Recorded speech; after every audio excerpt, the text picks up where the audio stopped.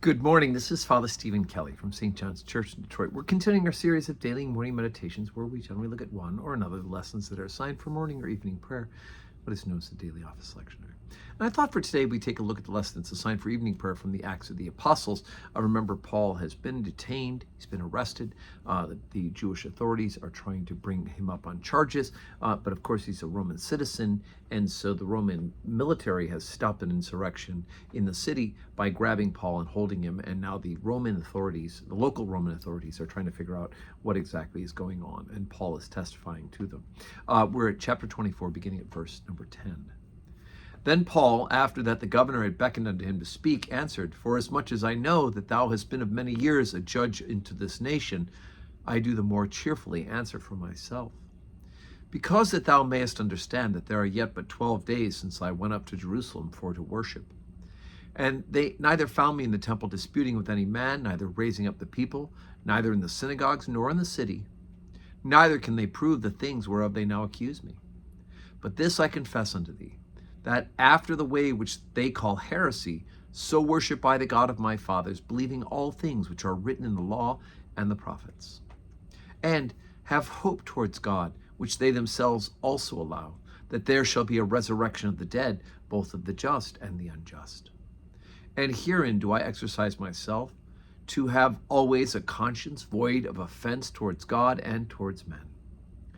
Now after many years I came to bring alms to my nation and offerings, whereupon certain Jews from Asia found me purified in the temple, neither with the multitude nor with tumult. We who ought to have been here before thee, and object if they had aught against me. Or else let these same here say if I have found any evil doing in me while I stood before the council. Except it be for this one voice, and I cried standing among them, touching the resurrection of the dead, am I called into question by you this day. And when Felix heard these things, having more perfect knowledge of the way, he deferred them, and said, When Lysias the chief captain shall come down, I will know the uttermost of your matter. And he commanded a centurion to keep Paul, to let him have liberty, and that he should forbid none of his acquaintances to minister or come unto him. Okay, so basically Paul just lays it out. He goes, look, they've accused me. First, remember, one of the accusations was that he brought a Greek, a non-Jew, into the synagogue or into the temple to worship. And there's a dividing line. Those who are members of the original covenant can only go into the actual temple area itself. Those who are outside, those who were Greeks or those who were Gentiles, right? Gentiles are anybody who is not a Christian, not a Jew, cannot go past that point. And so St. Paul's accused of this. Of course, the person he brought in with him actually was a Jew.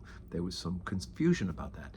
But of course, that was really just the culmination of a way to find charges, in the same way that the Jewish authorities sought to find a way to charge Jesus and to ultimately have him put to death. And they brought him up to ultimately Pontius Pilate.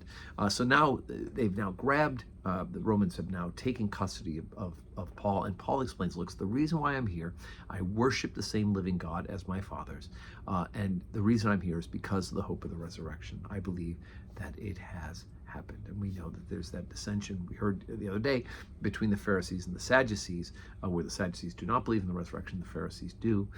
And when Paul brought up that fact that he's talking about the resurrection, then there was the issue of the two of them fighting with each other. And the Pharisees for a moment were like, well, okay, maybe he's right.